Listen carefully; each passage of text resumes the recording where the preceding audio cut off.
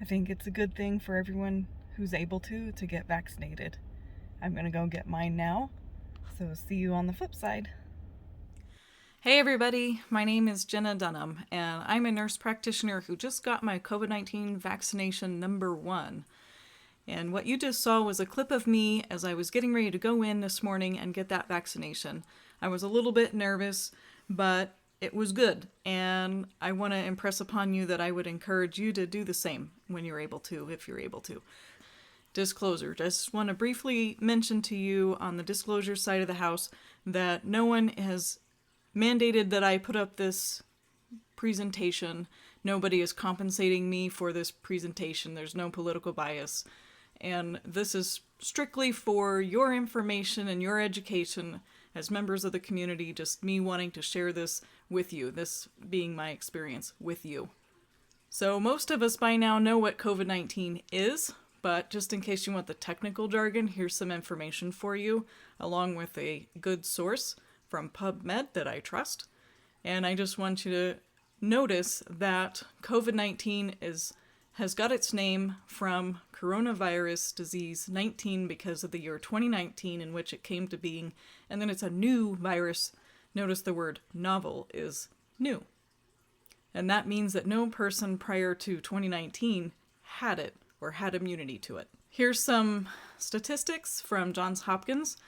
These are just some prevention tips that I think everyone should follow, and these are recommended by the CDC. Probably most of you have heard of this already. Covering your face with a mask, washing hands, avoiding close contact, covering coughs and sneezes, clean, disinfect things, and when you're able to, if you're able to, try to get a vaccine. Follow the direction of your local healthcare providers and your health departments. This is one of my most favorite graphics. It's the Swiss cheese model, and so if you notice, not one thing by itself prevents COVID, but all these things working together do help prevent COVID. And here's a couple of credible resources. These are some websites that I trust. PubMed has great articles. Johns Hopkins I mentioned already. CDC is a good one, and the WHO is World Health Organization. Here's some fast guide checks to see if something that you're looking at is credible. So just to reiterate, I've heard some people say, well, I saw this on Facebook. I read this on Facebook. The guy that I know at work, he says this. There's an article. It's written by a doctor. Just because somebody has credentials doesn't mean you shouldn't question it. Absolutely question what you read. Check it, see if it's written somewhere else, and certainly look at what that person's experience is, what that person's education is, and if they truly are an expert in that field. And if you notice, expert opinion is at the bottom, and towards the top we have randomized controlled trials, systematic reviews. These are considered the very best of research. If something is credible, if something is believable, if something is good science, it's at the top of this pyramid, under one of those categories. And as you go towards the base of the pyramid, less credible, less scientific, less accurate. So there's a few different types of vaccines out there right now. As of this writing, 3 of them were still in phase 3, but I think Moderna's about ready to switch over, or is switching over. An emergency use authorization was granted to Pfizer BioNTech COVID-19 vaccine, and that's the one that I got today. Currently, this one is authorized for those who are 16 years of age and older, and right now it is the only one granted authorization in the United States by FDA under the emergency use authorization. So here's some facts focusing on the Pfizer COVID-19 vaccination. As I said, it's for 16 years old and older. It may not prevent you from getting COVID, but it certainly does give you an extra layer of protection on the Swiss cheese model that we saw earlier. It's just one more thing we can do to protect ourselves and to end this pandemic. And it helps for those who are unable to get vaccinated. The more of us who get the vaccine can help them. And as I said, it was given emergency use authorization from FDA. And it's administered as a 2-dose series, 3 weeks apart, into the muscle. I got mine in my right deltoid or arm muscle. Here's a page listing the vaccine contents. Basically, there's a lot of really big words here on this page, but essentially it's mRNA, some lipids, some salt, some sucrose. So let's take a look at my injection site real quick. As you can see, this is my right arm and pretty much looks completely normal. And just touching it, it doesn't feel any warmer than any other part of my body. It is a little bit tender right here on the actual vaccination site, but I would say not any more than any other vaccine I've ever gotten, like the flu or tetanus or any of those. And it's only slightly tender when I move my arm like this. Otherwise, I can't feel it. When they actually put the vaccine in, I didn't feel anything. All right, so you ready to see? I haven't looked yet myself, so we'll be looking at this for the first time together. I'm just going to peel this Band-Aid up. Okay. There you go. I can see some freckles and I can see some skin. But really there's nothing there too exciting. I'm not even sure where the actual shot went in at. I think right there. So we just looked at the injection site, and as you can see, there were no tracking devices noted. So many lives have been lost already. Countless more lives, people that you and I know, have all been affected by this. If we can save even one life, or improve even one life, why wouldn't we do that? Count me in. I was vaccinated. So let's take a look at what happens after you get vaccinated. They give you a site where you track your side effects, and I want to show that to you now. This is the vSafe website put up by the CDC, and the purpose of this website is to track my side effects. So every day the website sends me a cute little notification to my phone and reminds me to go in here and log into this website under my profile, and I have to complete a quick survey. It's pretty simple. I'll show it to you now. So the first thing you see is my updates at the top, and the survey name, which is the health check-in. This one's initial because it's my first one. So how am I feeling today? I said good because I just got the vaccine, so nothing's really happened yet. And since I got the vaccine, I haven't felt feverish or had a fever. I did check my temperature today a couple times. No fever was noted. Symptom check, pain. I went ahead and acknowledged that I had a little bit of pain, and I noted it as mild. And that's because when I rotate my arm, I can feel a little bit of something there, but it's nothing that would stop me from any activity, and I can still do everything I would normally do. I would say it's on par with about any other vaccine I've ever gotten, or maybe even a little less. I haven't experienced any of the symptoms noted here, which is chills, headache, joint pains, muscle or body aches, fatigue, or tiredness, nausea, vomiting, diarrhea, or abdominal pain, and I haven't seen any rashes. As I said before, I can still do all my normal activities and report to work as needed, and I was not pregnant at the time of the COVID-19 vaccination. Alright, so that was an interesting site. As you can see, it was pretty straightforward and pretty painless. It doesn't take very much time at all to fill it out, probably all of 30 seconds of your time. So looking forward, I'm really interested in knowing, what questions do you have for me? What are your concerns about this vaccine? What do you want to see me talk about the next time I put out a video about this? And if you really are interested in a copy of this PowerPoint or talking about my references, I'm happy to share that with you. Just let me know. Next, I want to share a couple thoughts with you that I had immediately after getting the vaccine. Surprisingly, I think the most significant side effect was the emotional aspect of that. Okay, so I got my COVID vaccine. It's the first one. It's a 2-part deal. So I'll have to go back again for a second one, but I got the first one, and it was a little bit nerve-wracking only because of all the security measures that were in place, which is understandable.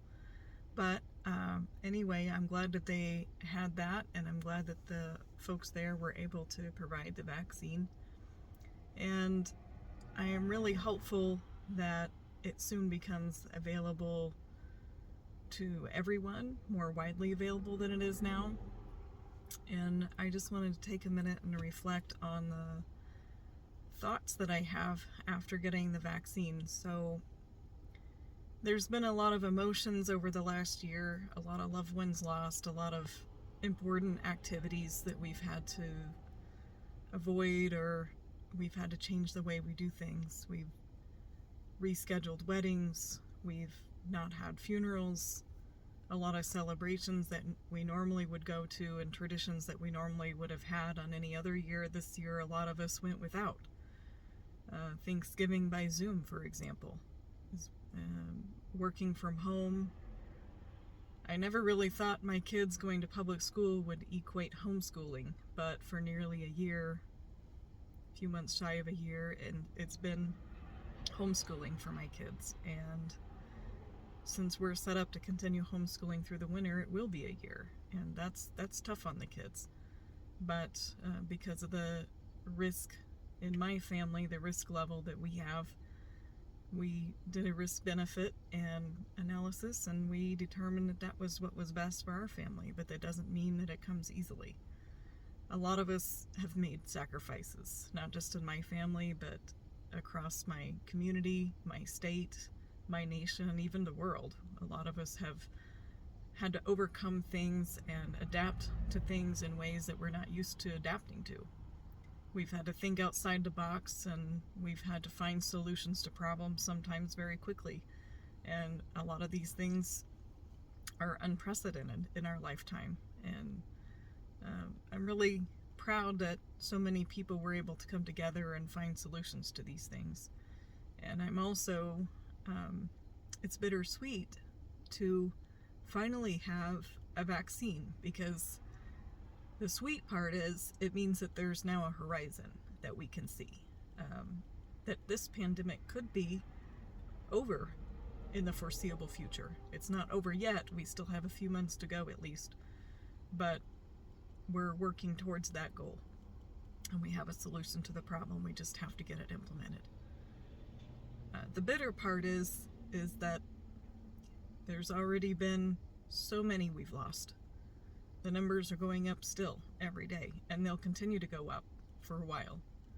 I'm not sure when we'll see that trend turn around, but those are lives that are lost to this virus, to COVID, and those people would otherwise still be here to celebrate Christmas. Christmas is coming up in a couple of weeks. A lot of them we lost before Thanksgiving. They would otherwise have been able to at least be with their loved ones by Zoom or with those that they live with. And most importantly, they'd be around next year and the year after that and the year after that. And so that's kind of the bittersweet piece of this. And I think it's important for those of us who are able to get the vaccine, to protect those of us who are not able to get the vaccine. There's some people who, because of their health conditions or because of their young age or for other reasons, are not able to get the vaccine. And we need to get enough of us who are able and who are willing to step up and do our part, to do the right thing, to get the vaccine, so we can put the brakes on this pandemic, so we can get back to our lives, to some sense of normalcy, to the things that we all miss, that we all love, that we all want to do again without having to worry about these things. Things like choir concerts, the kids' school, family gatherings, birthday parties, all that fun stuff. Even concerts, you know, the adult kind where we get to go and have fun and get away from the kids for a little bit and just enjoy being with our friends and listening to some awesome music. Those are all those things, and a whole lot more that I didn't name. Those are things that many of us have had to give up or forego for a while. And it would sure be nice to be able to go and do those things and not have to worry as much, not have to worry if my choice to do that might lead to somebody getting sick or possibly somebody even dying. Somebody who didn't have to die. So I did my part, and I'm going to continue doing my part to get the second half of the vaccine, to wear my mask, to wash my hands, to wear a face shield in certain situations, and keep my 6-foot distancing and trying to avoid large gatherings for the time being. And I encourage each of you to do your part for the same. To do your part to rein this pandemic in so that we can all get back to our lives. And when this is all over, I really, really want to have the very biggest cookout, the biggest party anybody could imagine to celebrate that we made it. We did this together. When it mattered, we all stepped up and we came together and we put the brakes on this thing. And we got back our lives. We got our lives back. That's what I'm working for. And I hope you will too. Of that.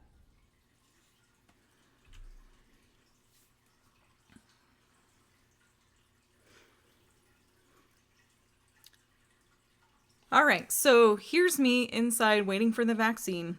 And I think one of the hardest parts about it is the waiting. There was really no pain to it. I'm just waiting for them to get me registered, get the paperwork done, pull up the vaccine, and then come over and get started. So I just want to put this here for any of you who might be a little bit sensitive to seeing needles or to seeing injections, because the next part that follows after this is the actual injection itself so that you can see what that looks like if you want to. If you don't want to, you can end the video here, and that is fine too.